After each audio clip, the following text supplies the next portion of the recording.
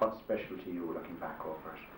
Well, to me, I think, Jim, that I suppose I go back a long ways really I go back to 66, and I think that 66 was the first county that we won in the modern era of the club, I feel like. I mean, I think we hadn't won the county since 1937, and we won an under-16 football against Mount Sion. And while football wouldn't be the first love of people in Tallow, I think the fact that we won a county final meant so much to people, which was just unbelievable, you know. And to me, two things I always think stand out about that match. Like, one was it was actually played in County Tipperary, which was unusual. It was played in Calgan Shore, because I think Ned Power was our coach at the time, and Ned was also playing goals with Waterford, and they were playing Tip in a National League game the same day. So the match was actually put down to Calg to facilitate Ned, and I think also one of the Mount Sion mentors was involved with Waterford, which was I can't remember. So, you know, the fact it was down in Tipperary, and I mean, it was like the whole town actually, from my view of a 16-year-old at the time, seemed to go down to Tipperary. And I also remember like a small little incident that when the under 16 game was over, like the senior teams came out, Tipperary and Waterford, and they were lined up to start the senior game, and the referee had to go over and ask 3 or 4 Tallow women to leave the field. They were outside in the middle of the field talking, you know. That still happens. But it still probably happens. But you know, I think the special, we actually won a county, you know, and just such a breakthrough for us. And I like to think that set standards for the next couple of years after us, you know. It's unusual that should have happened, because very few people would have known that the Waterford County final was played in Tipperary. Yeah, it is one that really would catch some of the quiz experts out at some stage. Yeah. Maybe we'll use it at some time. But there have been other moments as well later on. I mean, you played centre back for Tallow through most of your career. I also think like a very significant moment in Tallow's history, like the modern history now talking about, would be winning intermediate in 1974, I think. The fact that we had won our way back to senior.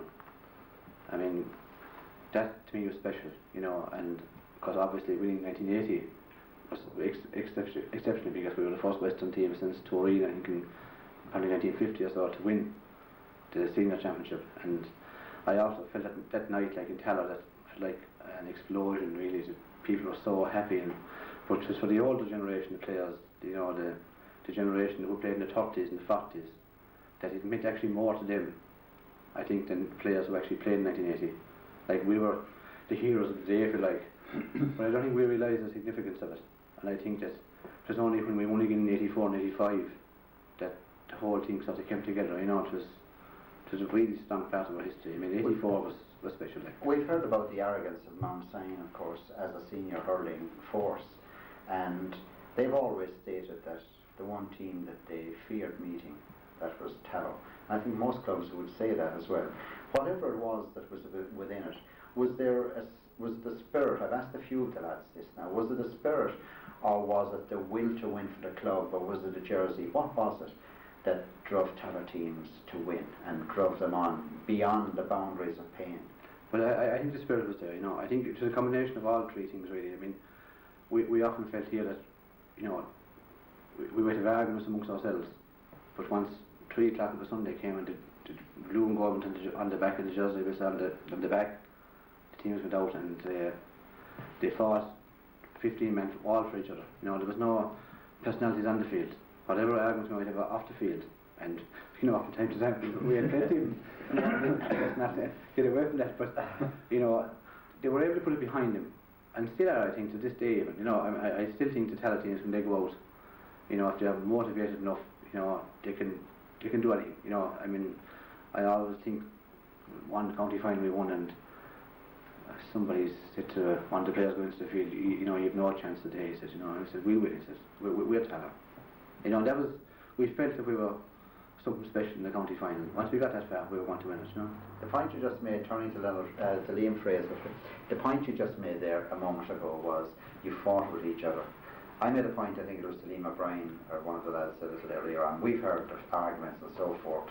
When we were meeting Tallow, we heard of arguments within the Tallow club. They're not getting on with each other. You know, they're fighting. They were only on almost, Jim, we were putting out. And we came out in the field, but I always believe whatever arguments that you had at home in your club, you took out on us for us when you went out and played against us. We did. I mean, arguments, I think, they're part and parcel of the game. I mean, everyone has their own viewpoint, right? But at the end of the day, it's for the good of the club. Everyone has their own opinion. And I mean, going back to what Billy said, arguments, and we'd often have them. And rightly so. But I think that got you sort of fired up, as you said, Jim. We take it out on Cappoquin, take it out on Mount Sion. And I think it was the one thing that I always felt down through the years with Tallow, and as Billy says, is still there, there's great comradeship amongst the lads, right? No matter they have their nights, they go out. There's a kind of a family atmosphere, if you like, within the club, to the extent that, right, they'll go out, they'll have their few drinks, even after an argument. Once they forget about the argument, once they're out in the field, it is every man for themselves, right? And as a team, they play as a team, which will get the arguments in between. But I always felt that there's a terrific atmosphere in the town, within the club. The lads are terrific. They're the best bunch of fellows you probably could ever meet. And that's going back with years. Well, I suppose a lot of us would certainly agree with that, because as Eddie, and turning to Eddie will know especially, Eddie has often, I've seen him argue with the boys, give out to the boys and so forth, out in the field. You know, when you go out, when you play Tallow, you're playing, it's not just 15, you feel you're playing against 30 players out there, whatever it is about Tallow. And the one thing I feel about Tallow, as I also made a point earlier, you never, even if you're leading Tallow, the 60 minutes have got to be up before you're leading. The whistle has to be blown before, you know, you can say we've won. Because whatever it was, Eddie, about the spirit of Tallow, and Liam has rightly said it, there was a bond there, there was something special there. That's true, Jim John. You saw that way, like in fact in 2 counties semi-finals in Holland, Cappoquin was beaten. You could say out in the last minute we made changes, got a goal and won by a point. Again on another occasion, Cappoquin had the misfortune of a player put off, leading well. We came back and we won that and went on to win the county. That is it, like, we've always seen to put our act together when it counts. There's a certain amount, there's tradition in the club. And when the lads put on that jersey, despite all the arguments, or maybe the right team or the wrong team wasn't picked, when they put on that jersey, they play for Tallow and go out and give it their best shot, like, and we're never beaten to the final whistle. And the lads are always taught that, like. And we've always known we go to play Holland. Certainly, and also, not just playing for Tallow, but even when the Tallow players put on the county jersey, you can always depend on them to give 100%. This is one thing that county selectors are always glad when there are Tallow players on top of their game, when they're at their disposal for selection. That's true, like, you'll always hear the county selectors inquiring about who have you got in Tallow, because they know if the Tallow players put on the jersey, they will give 100%. What are your memories, Eddie, looking back over, and you've had many memories, I mean, you have, not alone as a player, as an administrator, as a selector, you've been a referee, you have represented your club with distinction down through the years, but you must have some great memories. I had to, because I tell you, I was secretary of the club 36 years ago. I became secretary when I was only 15, and the reason I became secretary is, up to the present day, nobody else wanted it. I took over from Roddy Ryan to Cork. I took over as secretary after Roddy, like. And I've held every position in the club, chairman, vice chairman, treasurer, secretary, assistant treasurer, you name it. But I suppose I really loved it. My real interest was GA, like. And I suppose I had it for breakfast, dinner and supper, because my father was an out GA man. That's right. And I got along with Billy here, like. Ned was a great influence, like, Ned coming to the school here in Tallow, like. And I would attribute him, like, the purchasing of our field. Yeah. In 1963, that was a mighty boast to us, like, because from there, like, before that we up in Portstapel, like, we huddled outside in Cully's field, we huddled in Topigallis Hill behind the Creamery, the Bravely field. The club, the present club, very wisely invested in a field, and they now have a lovely complex of their own and a field. We didn't have our own field back in those days. We hired the field every year from Curley's in West Street, and the field was out the new line where Mikey O'Brien has his house now. And this was a ritual every year. Michael Tobin now could remember this well from West Street. He was chairman, I was secretary, and I remember going out to Catty Curley and trying to make the deal for the field. We could only rent the field for 11 months. So we went out this winter's night to Catty, and we wanted to make the deal for the field for the following year. So we were chatting away to her, and we were very close to clinching it. I think it was around £90 or £100, I'm not exactly certain now. Next thing, there was a roar from the bedroom, which was off the kitchen. Pat Sheen was below. He was bedridden, so he couldn't come up. We could hear him roaring below. "Tell those fellas go away," he says. "We're not giving them that shagging field this year," he says. "We get more off of Duffy circus than we get off of that bloody club," he says. "Tell them go away all that." But of course, that was, I suppose, at that stage, that was all politics, bargaining for a higher price. But we got the field anyway, and we continued to get the field every year. And I have happy memories of the old field out there. When we were younger, before we formed the minor team ourselves, we used to be outside in that field at the back of the goal, scrambling to get the loose balls to puck them back into the field where the juniors were playing. But some of the characters we had out there, Seamus Bannon, we used to call him, Jimmy O'Brien from Westry, God be good to him. When he'd score a goal, we had no nets. By the way, he used to run through the goals, out around the post, and run all the way back out to centre field again. Talk about a gallery player, but he was great gas. Sonny Curley, whom I mentioned earlier. Sonny, I well remember on one occasion he played with 3 of his sons. Now surely that must be a record, I say, in the history of any club. There was Paddy, Noel, whom we call Blackie, and Paul, and then there was the father, Sonny. So that was actually, I think there was a picture of it published in one of the papers, but there was a father and 3 sons actually played on one of our junior teams. Sonny was also very good to us as minors. We had no real mode of transport. When we progressed from the bike, Sonny took us everywhere on the back of a lorry, and of course it was highly illegal to be carrying passengers on a lorry. So I remember when we were going to Caboquin, he'd drop us off maybe a mile from the town, and we'd get out of the lorry and we'd walk up the railway track, which was just alongside the field in Caboquin. We'd go in and play our match, walk back again, lower onto the truck and back to Tallow. And they were happy times, really. I can't remember us ever winning any kind of trophy. I don't think we did. I don't think we did, really. But we certainly had we had happy times. I can remember training and doing a bit of hurling up in New Street. Between 5 houses, we had about 20 players, I'd say. We had the Fitzgeralds next door, the Pratts, we had the Curleys, the Henleys, Peter Morrison, Sean Mulcahy. We had at least 20 players, and we used to practice in the street, and then we used to jump over the fence, and we used to do a bit of training in Tuckey's field, put down the 4 Ganses for the goalpost and have our match there. But there was a self-appointed caretaker who was looking after the field for Tuckey's. And of course, every time he caught us in the field, there was a hullabaloo and there was a scramble, and we all had to scramble, get over the ditch and out. But on another occasion, of course, it was a case of we had to run for our lives, and some fellow would leave the odd Gansey behind him, and that was the trouble. How were you going to get your jumper before you got in home, or how were you going to explain when you got home where your jumper was gone to him? But these are, as I said, these are some of the happy times that we had there. And I was with the club then until 1959, and I came to Cork and I joined the Rockies. Well, my era with the Tallow Hurling Club was the 1950s, and I suppose when looking back on the past, it's inevitable that one would always make comparisons with the present, and certainly as far as facilities go for the youth at present, like, I mean, you have training sessions, you have underage competitions. We had none of those things way back in the, as I say way back, but it was quite a while back in the 1950s. I remember I think we reformed the minor team. We didn't have a minor hurling team in Tallow up around 1951. I think we got our first team together, and I would have been about 15 at the time. And I remember we were drawn against Lismore in the first round of the championship. So of course we were all delighted at the fact that we were going to be playing on a team.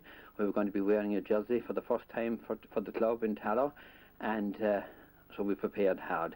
So in mid-January, I remember well, we arranged a challenge match against St. Catherine's in Connacht. Martin O'Keefe from that area was working in Cunningham's in West Street at the time, so we organised it with Martin. And I can still remember the poster. We put up a poster, I printed it myself, and we put it up at the square, and it said, Minor Hurling Challenge at Connacht next Sunday, Tallow versus St. Catherine's, and the bottom line of the poster was, and I can still see it now, team will cycle. I doubt very much if you see that remark in too many posters, or if too many lads would be prepared to cycle the matches anymore. But be that as it may, that was our mode of transport for that day, and we duly arrived in Connacht for the match, and we togged off, beside the ditch, naturally enough, and it was a bitterly cold day, I remember. But after a short while, of course, we heated up well, and we had a fairly good, tough match against them. And shortly after half-time, it snowed, but we didn't mind. We were hot, and as I said, we carried on regardless. But about 10 minutes into the second half, of course, it snowed so heavily we couldn't even find the ball, so we had to abandon the match. That was it for today. Close on the bikes, and back home to Tallow. After that, then we had a few more challenge matches, and we prepared well, as I said, for the match. And the day dawned, the great day dawned, when we played Lismore in the first round of the championship, and we beat them. But unfortunately, they objected to us, and their objection was that there were two brothers playing on the team, and there was only a month between their ages.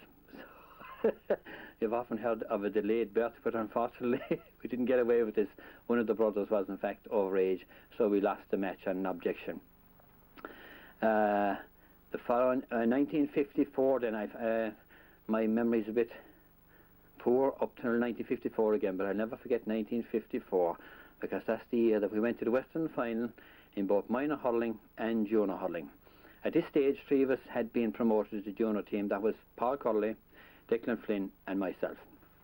Now, Paul, was the fastest man at the 100-yard sprint, and a great man to go on a solo run. Once he got that ball, that was it. All you see was his heels, and he heading for the goals. But as I said, we played Cappoquin in the minor final in Lismore. We were leading by 2 points with about, now it seems just a couple of minutes to go, but maybe it had been about 5 minutes to go, but whatever it was anyway. Mick Baker, I'll never forgive him, from Eglish, who was playing with Cappoquin at the time, scored a goal for Cappoquin. They held on and they beat us by that point. Of course, we were desperately disappointed, needless to say, and the whole team was devastated, because we had most of us, or quite a lot of us at that stage, were on our last year playing minor, so it was make or break year for us to win the championship. We didn't do it, unfortunately, but at least the three of us, that was Paul, Declan and myself, had a junior team to look forward to. So we played 4 Mile Water. We had also reached the Western final that year, and as luck would have it, we were also beaten in that. So I have good memories insofar as we reached the Western final for both championships that year, and very sad memories insofar as we were beaten in both of them. But to go back a little bit earlier, in 1954, that was also the year that the Shamrocks were formed, and as luck would have it, we were drawn against our near neighbours, the Shamrocks, for the first round in Ballyduff.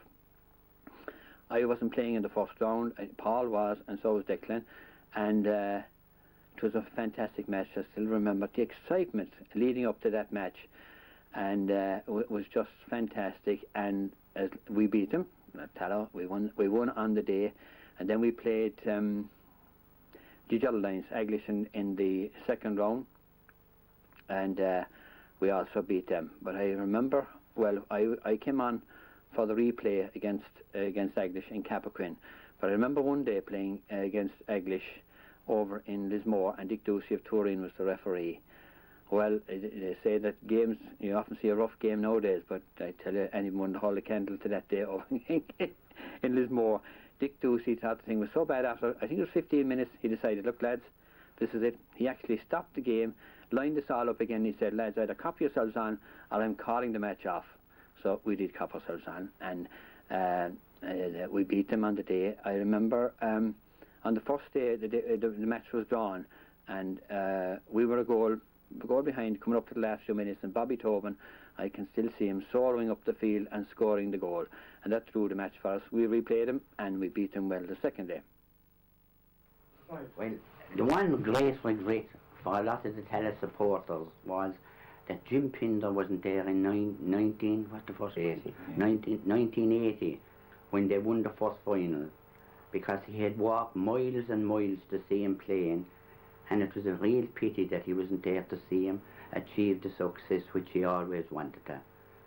But of course there was one man there that followed us for years, and that was Bet Beecher. And Bet was always equipped with his pencil and his cigarette case taken down the time, and I'm glad to say that he's with us yet.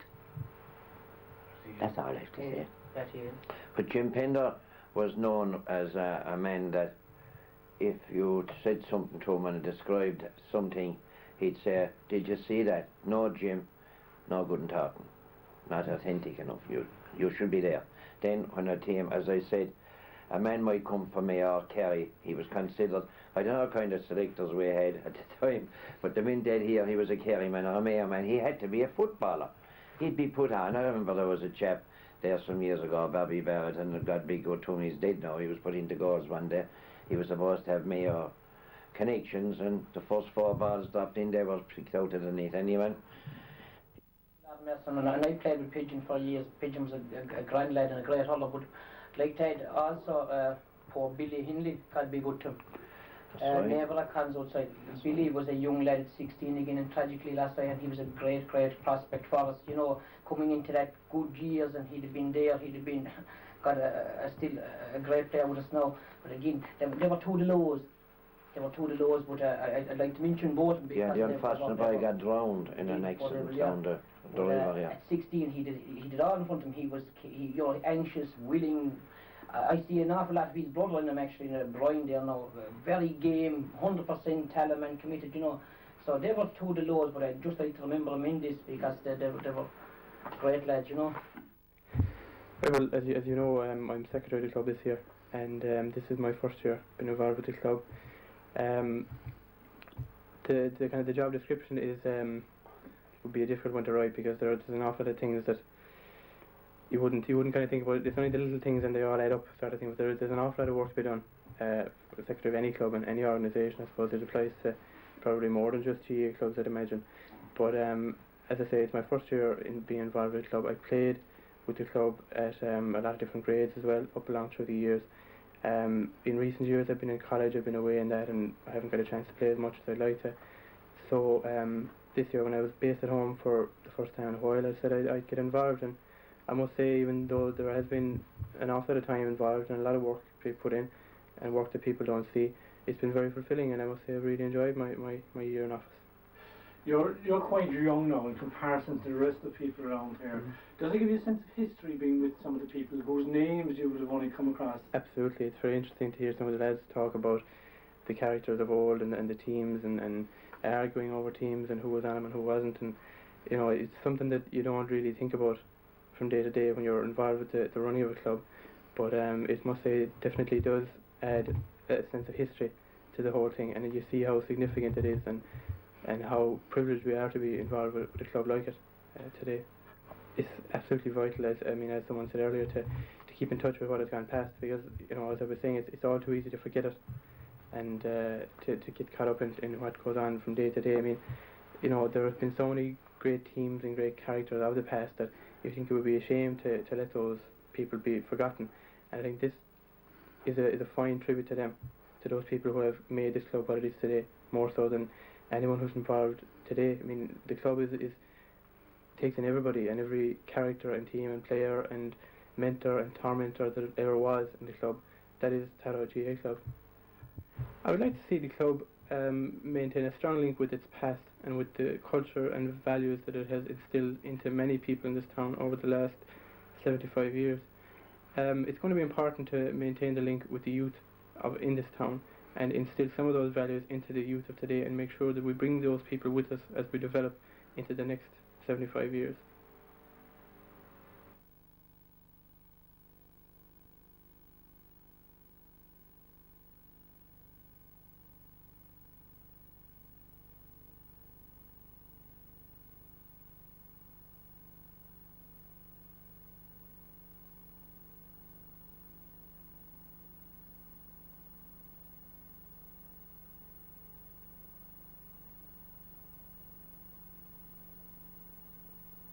Tallow they were always excellent hurlers on the field.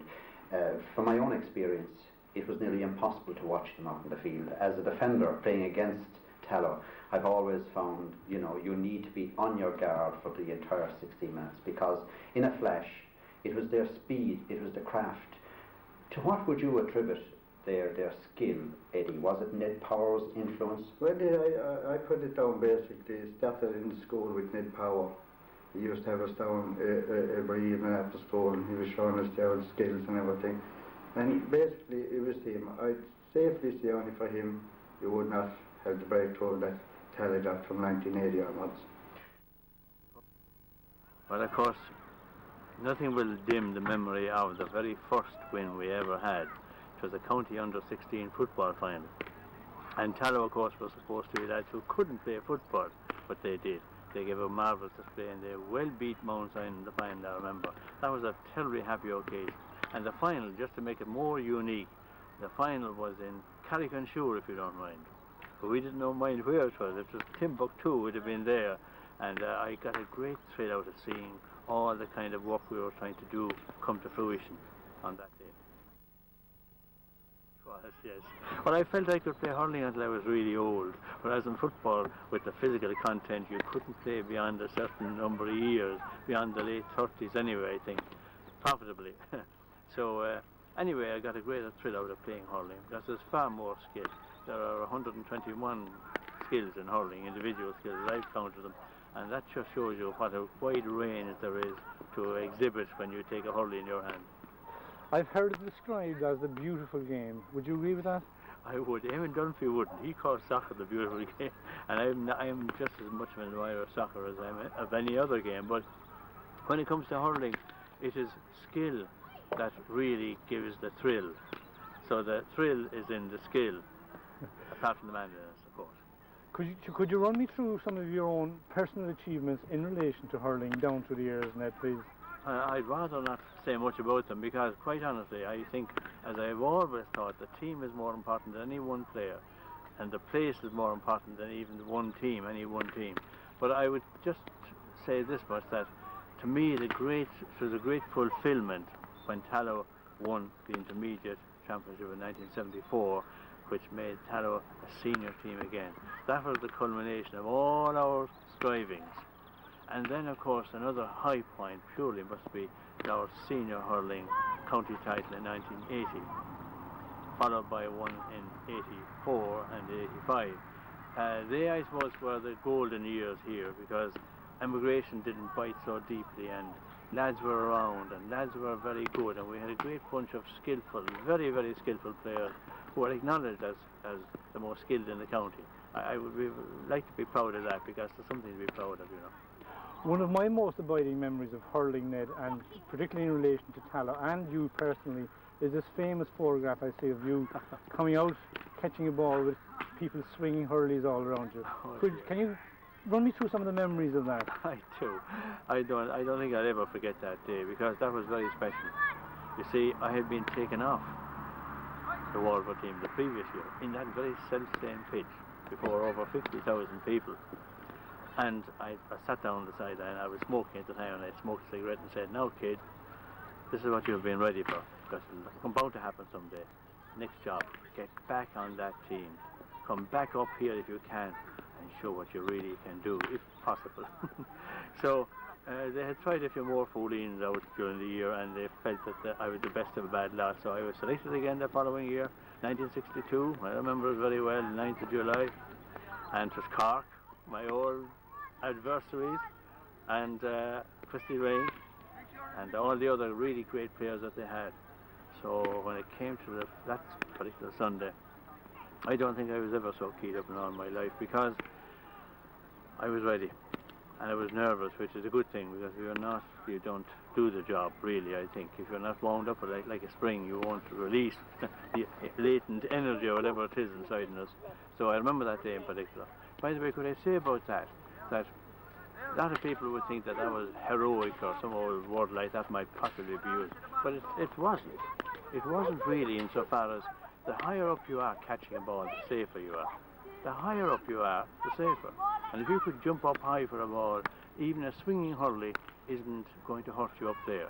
I have often asked lads to think about that even, that a swinging hurley, you can swing a hurley really hard up high, very high. And I had a good chance to see that ball that day and come out and jump. So I was gone before the other chap's swing came along. Yeah. We see this morning that you're putting something back into the game, Ned. Is this something you like to do yourself? Oh gosh, I love it, because when I think of all the pleasure and all the satisfaction and all the honours, if I say so too, though I was very lucky to be with a bunch of lads to win those honours, but when I think of all the joy and all the wonderful satisfaction in hurling, I think it's only the least I could do is to do something for young people now, so they could share that enjoyment. Jab lift this morning. You probably know it all right, but it's like every other skill in hurling, knowing it is useless unless you practice it.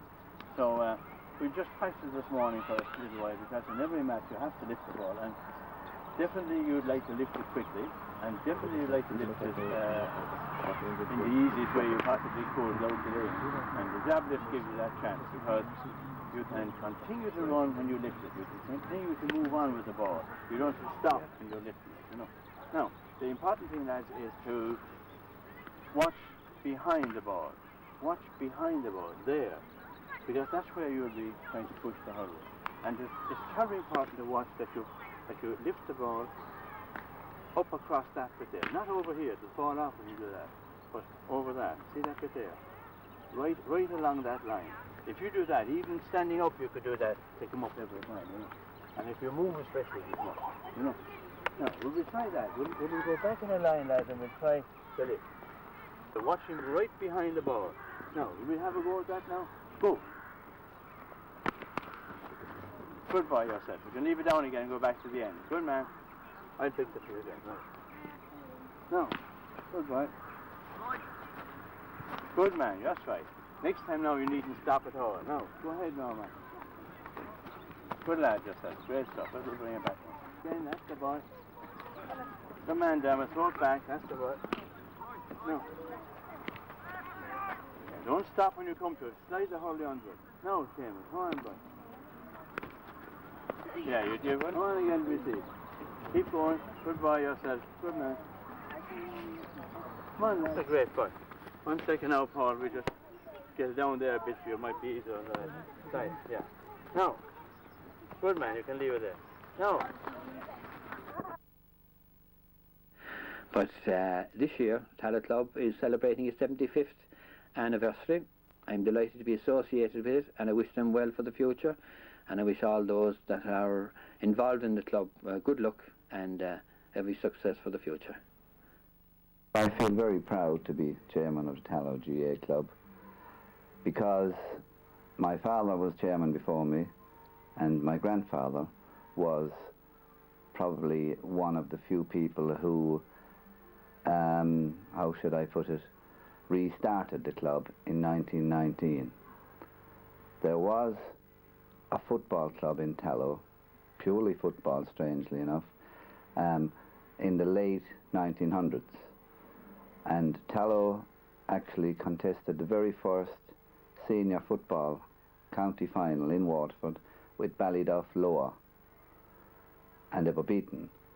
But the football club as such, as far as we know, because too many records weren't kept in those days, but as far as we know, it went out of existence in the early 1900s. Now, my grandfather, Jim Dean, Lord have mercy on him, came from Middleton. And Middleton at the time, around 1919, was a very good senior hurling club in Cork, and they had some of their best years at the time. So he obviously was very interested in hurling. So he restarted the club here as a hurling club, purely and simply to begin with. And it went from strength to strength in the early days. Well, we are a senior hurling club in the county. We have supplied players for the county team down the years, and we still continue to do it to this day. We have contested a junior football county final, which we were unlucky to lose in the last few weeks. So we feel we have great potential there to go forward next year, and hopefully we would emulate the last junior football team that won the county 19 years ago, who went on to win the intermediate the following year, and then therefore became senior the year after that. Now, we were very close to doing that this year, but we have contested every grade in Western finals this year, winning 2 of them, and we feel that we have a great basis with the youth, which is our future, and we feel that we have a good basis there to go forward and emulate our past. Well, we field under 12s, under 14s, 16s, minors, 21s, in both codes, hurling and football, as well as junior hurling, senior hurling and junior football. So there's quite a few players involved there. Couldn't tell you exactly how many, because of course a lot of the 14s would be playing with the 16s and the 16s would be playing minor. But you're talking about, between everybody, certainly over 100 players in all. Because there are those who will play hurling but wouldn't play football, and those that would like to play football and don't play hurling. And usually you'd be talking, if you were talking about 2 minor teams, you'd have 12 or 13 of the team on both hurling and football. We have a very thriving camogie team under the stewardship of John William McCarthy, who I must say has been looking after the girls for many years now, and is certainly worthy of a mention for the great and sterling work that he's done down the years. And he's chairman of the Camogie Club, and I try and help him out on all occasions that he requests our support. And how many teams do the Camogie team have? The Camogie team will have an under 14, a minor and a junior section. And on the administrative side, how many people will be involved in the committee? Well, like all committees, they start off in January, very large, but come October, November, they do tend to get down to the basic 6 or 7 who are left to do most things for the club. And where would you like to see the future of Tallow GA Club going? Well, the future, as I said before, is in our youth. And I, unfortunately, was in England for 33 years. So the second or third great Tallow teams, I never had the pleasure of seeing them play in any of the finals, because I was away all the time. And I was, however, kept well informed by the local paper, the Dungarvan Leader, which comes out every week. And my mother would always send me that. And I was kept abreast of what was happening through that. And what I would like to see is Tallow back in and winning a county senior hurling title, because I would say for 99% of the people in Tallow, hurling is definitely the king. And whilst I would love to see a football title, the senior hurling county title, beating Mount Sion, I think, would be the top of everything for me. You played yourself when you were younger as well? I did, yes. I played all grades. But we never had a very good team. We were in the middle of the doldrums in the 50s and early 60s. And as was mentioned previously, it was the under-16 football team that started the 20 years that Tallow had, the great 20 years they had, where they won something like 44 county titles. And it was that team that won it, but I think it's rather ironic that they had to go outside the county to Carrick-on-Shore in Tipperary to win their first title. Finally, on reflection, personally, I would like to thank all those people that have gone before me during the last 75 years, in whatever capacity that they helped out the club, especially all the chairmen. I have a fair idea what they went through. There were some very lean years, and there were some great people that almost single-handedly, I could name them, but I won't, because it would be unfair to leave other people out that maybe I don't know about. But certainly I know who they are, and they know who they are themselves. And all the secretaries, treasurers, tea ladies, if you like, down the years, who have helped put Tullochaneering on the map. And the one man I would mention, and there is no doubt, but Ned Power, when he came into Tallow as a very young teacher, he was probably 22 or 23, and I remember him well because I was actually in his first class that he took way back in the 50s, was probably 52 or 53, and he saw that there was no cohesion, no plan. We just went to the field and when we liked. He started street leagues, school leagues. He showed us the basic skills because he at the time was beginning to star in a very good, well, definitely in my opinion, the best Waterford team that there was through the late 50s, 57, 59, 63. They contested 3 All-Irelands in that period. And Ned's skills with the coaching and getting the young boys down the field, discipline, that was what bore fruition in 66 and what won all those titles for the following 20 years. So a special word of thanks to Ned Power, who came from Dungarvan, but we won't hold that against him. He came and I am sure he is now a Tallow man, and a good Tallow man. Thanks, Ned, for all your help down the years. We appreciate it.